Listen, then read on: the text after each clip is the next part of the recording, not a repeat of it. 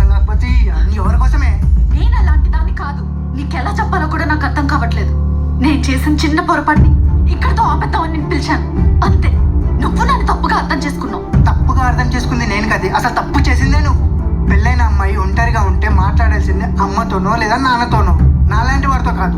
అయినా ఈ ఆలోచన ఇన్స్టాగ్రామ్లో లైక్ కొట్టినప్పుడు రాలేదే, ఇంటికి వచ్చిన నాకు కాఫీ ఇచ్చినప్పుడు రాలేదే, కానీ పడక గదికి రమ్మంటుంటే వస్తుందా అప్పుడు?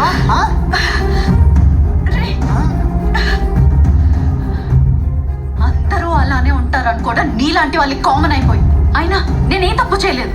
చెయ్యాలన్న ఆలోచన వచ్చిన మరుక్షణం సరిదిద్దుకోవాలనుకున్నా. కానీ అవకాశం మంచి కన్నా చెడ్నే త్వరగా తీసుకుంటుంది. అది ఇన్స్టాగ్రామ్ నుంచి ఇంటి వరకు వస్తుందని నేనే తెలుసుకోలేకపోయాను. ఇప్పుడు తప్పు తెలుసుకొని బాధపడుతున్నాను.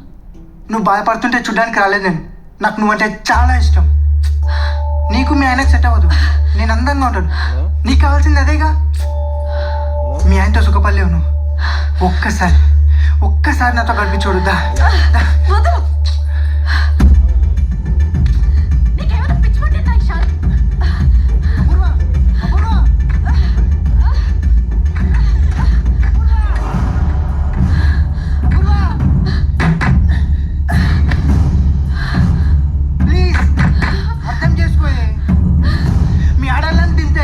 ఆన్లైన్లోనే ఊరిస్తారు.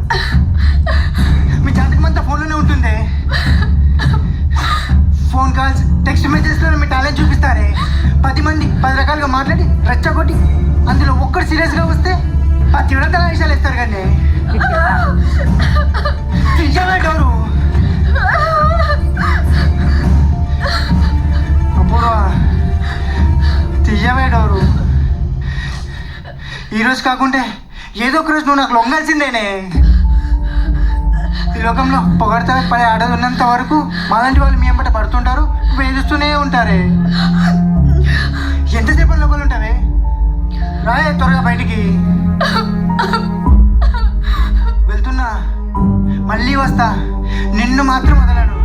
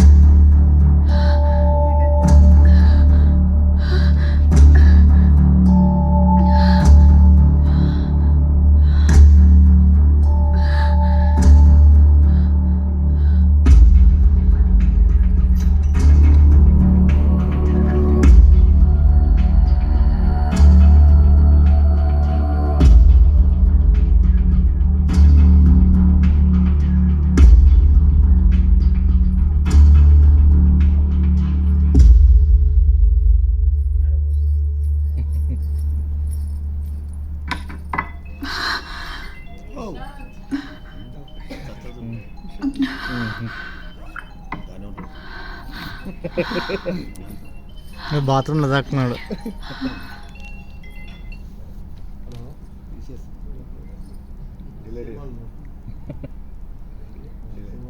డైరెక్టర్ మీరేనండి.